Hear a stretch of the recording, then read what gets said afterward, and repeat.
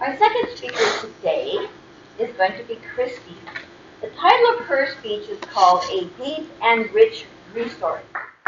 Good morning, everybody.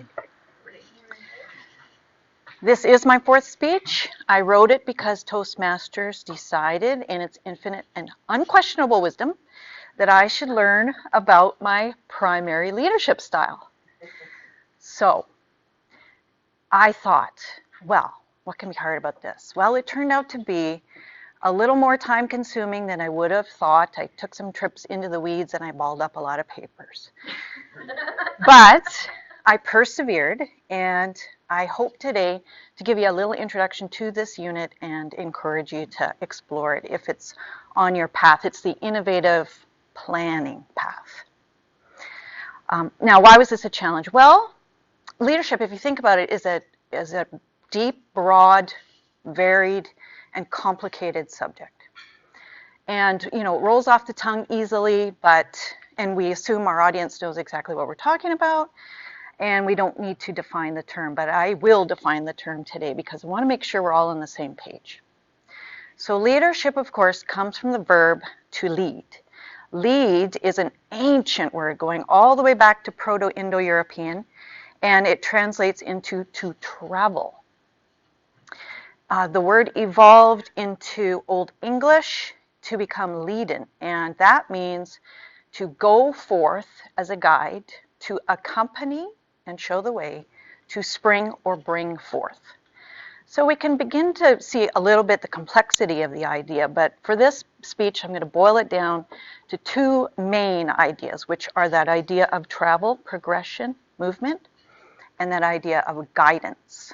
So a leader shows or illuminates a path along which the group can move to achieve shared goals. So when I learned that, when I looked into that etymology, my interest was piqued, and I was energized for the work of the unit because I realized that this word leadership recalls and reflects a time when people really understood that everybody does better when people cooperate and work together to achieve shared goals. A leader is basically saying to his or her group, you can trust me to guide you so that our labors will be successful and no one will be left behind. So it's actually a really beautiful concept. Now there's a lot of information packed into this little unit. The ingestion and digestion of all of that was the main reason it took time and effort, but it turned out to be well worth it. So I hope to encourage you to dive into that unit. Toastmasters has you take a little test. You're not graded. You get identification of what they believe is your primary leadership style, the style you typically or naturally adopt.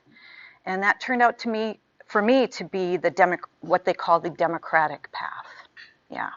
So that means that I, as a leader, perceive each group member's unique contributions as equally valuable and significant. I am comfortable giving up the lead to another group member if it's going to increase the probability that we will all achieve our goals. And I prefer to work with consensus so that every group member is buying into our end game, our methodology, and the decisions we make along the way. So it's really interesting. There's 7 leadership styles. The other 6 are affiliative, altruistic, authoritative, innovative, pace-setting, and bureaucratic. So all of those are really well described in the unit. They kind of, I think they sound a bit intriguing, and I hope you're intrigued too to dive in. They're well explained.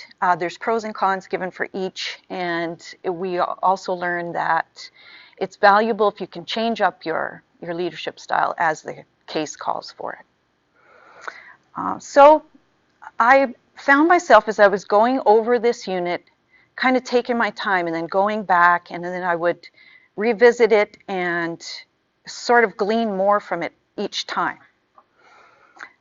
So I now perceive this unit as a deep and rich resource that I can revisit, as I need to review the concepts or review the ability, how you identify other people's leadership styles, and then you can learn from them and adopt some of those traits and abilities for your own success. So I now see this unit as a gift that keeps on giving.